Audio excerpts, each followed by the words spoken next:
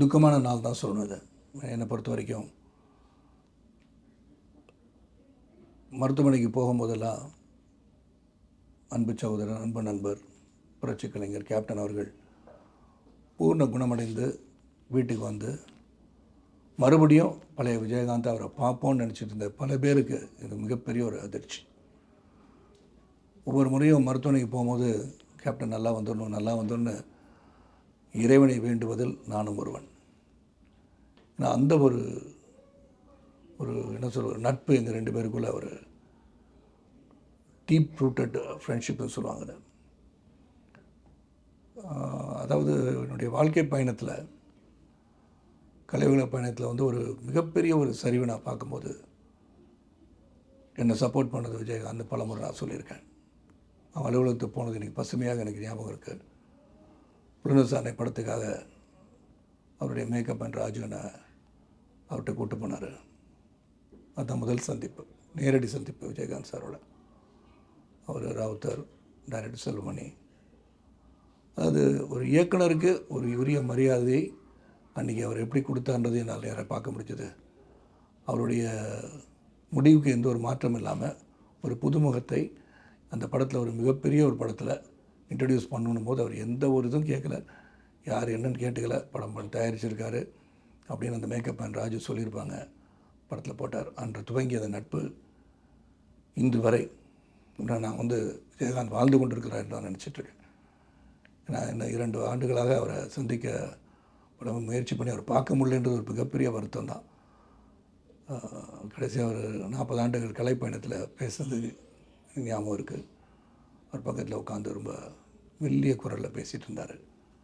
அப்போயே வந்து பழைய நண்பரை பார்க்க முடியவில்லையே என்ற ஒரு மிகப்பெரிய ஒரு ஆதங்கம் எனக்கு உள்ள இருந்துகிட்டே இருந்துச்சு.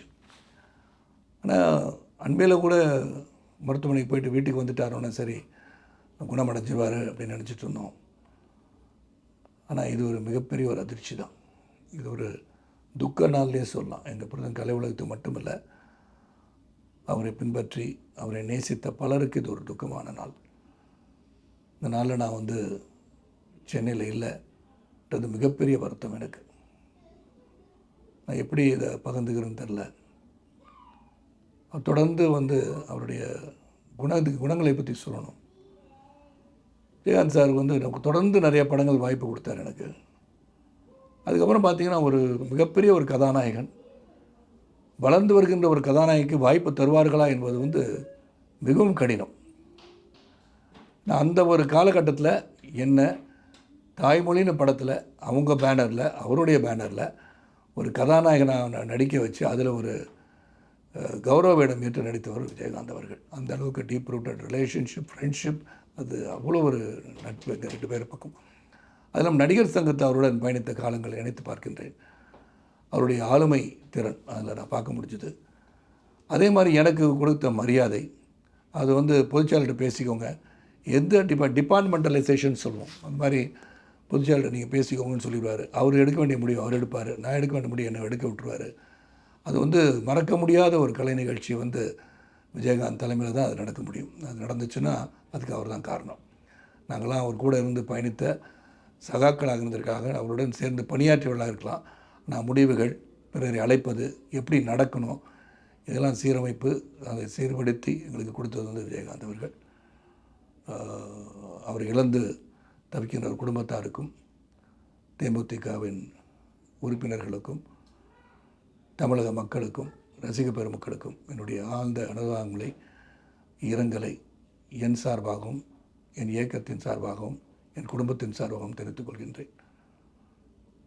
விஜயகாந்த் சார், நீங்கள் என்றும் அனைவரின் மனங்களில் வாழ்ந்து கொண்டே இருப்பீர்கள். நீங்கள் மறையவில்லை, வாழ்ந்து கொண்டிருக்கிறீர்கள், எங்களை பார்த்து கொண்டிருக்கிறீர்கள் எடுத்துக்கொள்கின்றேன்.